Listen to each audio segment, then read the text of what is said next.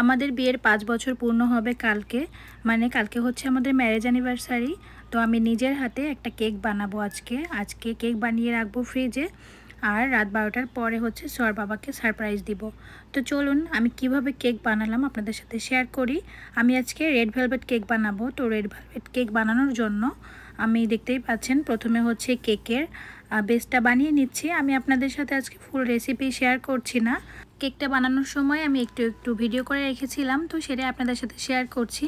কোনটা আমি কি পরিমাণ দিয়েছি সেগুলো আমি ভিডিও করি নাই, তো সেজন্য আর সেগুলো আমি বলতেও পারছি না। তো যাই হোক, দেখতেই পেরেছেন কেকটা বেক করা হয়ে গিয়েছে। আর এই যে আমি কিছু কাপ কেকও বানিয়ে নিয়েছি সোহামনির জন্য, কারণ সোহামনি হচ্ছে কাপ কেক ভীষণ পছন্দ করে। আমি যখনই কেক বানাই সোহামনির জন্য কাপ কেক সবসময়ই বানাই, আর সোহামনি সব কেকই অনেক পছন্দ করে। এই যে কেক বানানোর সাথে সাথেই সোহামনি গরম গরম কেক একটা খেয়ে নিচ্ছে। রেড ভেলভেট কেক আমাদের সবার অনেক পছন্দের। সোহার বাবার সব থেকে বেশি পছন্দ করে রেড ভেলভেট কেক, তো সেজন্য আমি আজকে রেড ভেলভেট কেকটাই বানাচ্ছি। রেড ভেলভেট কেক এত বেশি পছন্দের কারণ হলো এই ক্রিম চিজটা। এই ক্রিম চিজটা এত বেশি মজা লাগে, যারা রেড ভেলভেট কেক খেয়েছেন তারা অবশ্যই জানেন। আর এইটা কিন্তু মানে সব কেক থেকে এটার টেস্ট একদমই আলাদা। সব কেকেরই ডিফারেন্ট টেস্ট থাকে, তবে রেড ভেলভেট কেকটা আমার কাছে বেশি মজা লাগে। শুধু আমার কাছে না, সোহার বাবারও এটা সব থেকে বেশি পছন্দের, সেটা তো বললামই। আমার আরেকটা ফ্লেভারের কেক অনেক পছন্দের, সেটা হচ্ছে বাটার স্কচ ফ্লেভার, ওইটাও অনেক বেশি মজা লাগে। প্রথমে আমি কেকটাকে ক্রাম কোটিং করে নিচ্ছি। তো প্রথমে দেখতেই পাচ্ছেন আমি কেকটাকে কেটে নিয়েছি, তারপর হচ্ছে আমি এর উপরে পরিমাণ মতো মিল্ক সিরাপ দিয়ে নিচ্ছি। আর এই রেড ভেলভেট কেকটা এত বেশি ময়েস্ট হয় যে অত বেশি সুগার সিরাপের প্রয়োজন হয় না। আর আমি সবসময় মিল্ক সিরাপটা ইউজ করি, কারণ মিল্ক সিরাপটা দিলে কেকের টেস্ট অনেক বেশি ভালো হয়। আর এখন এর উপরে আমি দিয়ে দিয়েছি যে ক্রিম চিজটা বানিয়েছি সেইটা। তারপরে হচ্ছে আমি এটাকে ভালো করে ক্রাম কোটিং করে নিচ্ছি। ক্রাম কোটিং করে আমি এটাকে ফ্রিজে রেখে দিয়েছিলাম সেট হওয়ার জন্য। তো এখন হচ্ছে আমি এই সার্কেল কেকটাকে হার্ট শেপ করে নিব। তো দেখতেই পাচ্ছেন আমি এটার দুই পাশ থেকে কেটে নিয়ে সেটা হচ্ছে সামনে এইভাবে দিয়েছি, আর দেখতেই পাচ্ছেন এই যে একদম হার্ট শেপের কেক হয়ে গিয়েছে।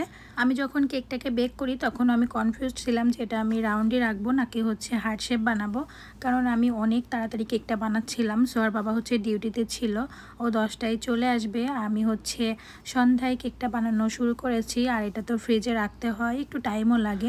আর আমি এত তাড়াতাড়ি করে বানাচ্ছিলাম যে দেখতেই পাচ্ছেন আমি কিন্তু পুরোপুরি ভিডিওটাও সুন্দর করে করতে পারিনি। আর এই যে আমি হার্ট শেপটা বানিয়েছি, তারপরে আমি ফিনিশিংটা অত ভালো মতো দিতে পারিনি, কোনো রকম একটু দিয়েছি।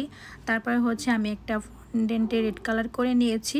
আর রেড কালার করার সময় দেখতে পেরেছেন আমার হাতের অবস্থা দেখে বুঝতে পেরেছেন যে কি পরিমাণে কালার হচ্ছে হাতে লেগে আছে।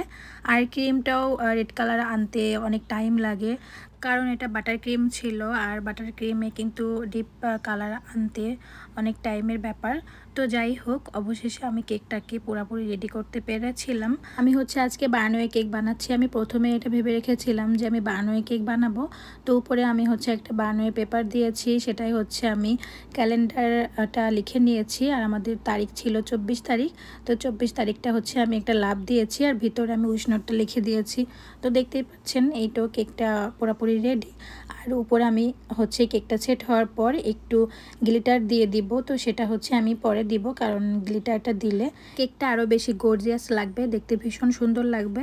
আর এই ধরনের কেকে গ্লিটার দিলে বেশি ভালো লাগে। আমার অ্যানিভার্সারি কেকটা আপনাদের কাছে কেমন লেগেছে অবশ্যই কমেন্টে জানাবেন। আল্লাহ হাফেজ, থ্যাংকস ফর ওয়াচিং।